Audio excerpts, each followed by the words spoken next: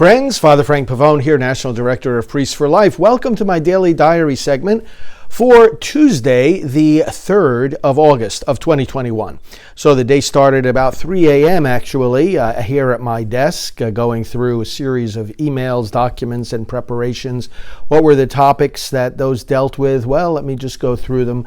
Our final preparation for our next Priests for Life newsletter. I always approve every word of these newsletters that go out.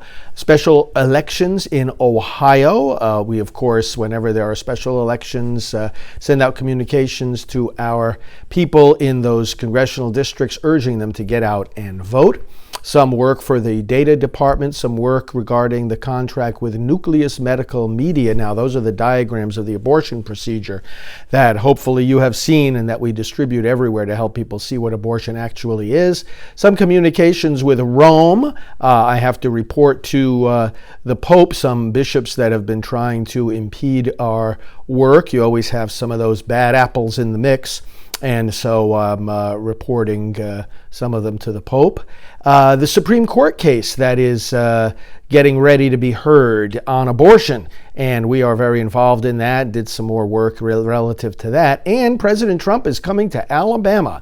And we were involved in some communications about that upcoming rally, August the 21st. You may want to make note of that. We, of course, will be broadcasting that as we always do.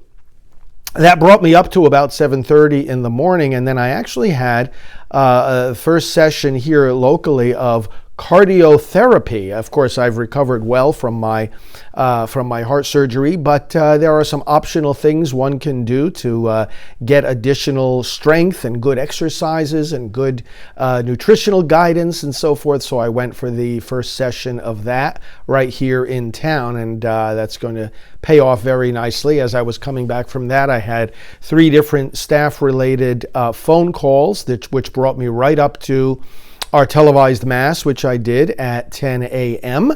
And right after the Mass, stayed in the studio. Janet came in and we interviewed the chairman of the Pro-Life Caucus of the United States Senate, Montana Republican Senator Steve Daines. And it was a privilege to have him as a guest on our program. You'll be seeing that interview soon on our endabortion.tv.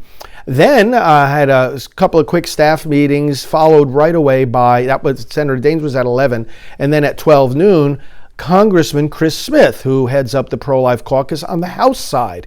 There's so much going on now with the House and the Senate in terms of pro-life related measures, both offensive and defensive, that we had a lot to talk about. So we interviewed Chris Smith for over a half hour.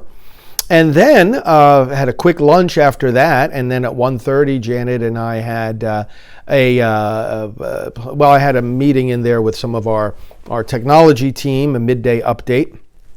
And then we had a meeting with Father Dennis Wild, our associate director. Janet and I had a Zoom meeting with him. And Janet and I did some more meeting on various upcoming plans. And then we had the whole team together. Every 6 weeks or so, we bring all the pastoral associates, consultants, and staff together for update meetings. And so we had that 3 o'clock meeting. A lot of people joining us by Zoom, the Florida staff all in the meeting room. And we went through a whole bunch of project-related discussions. After that, I had a special meeting with our staff person in Washington, D.C.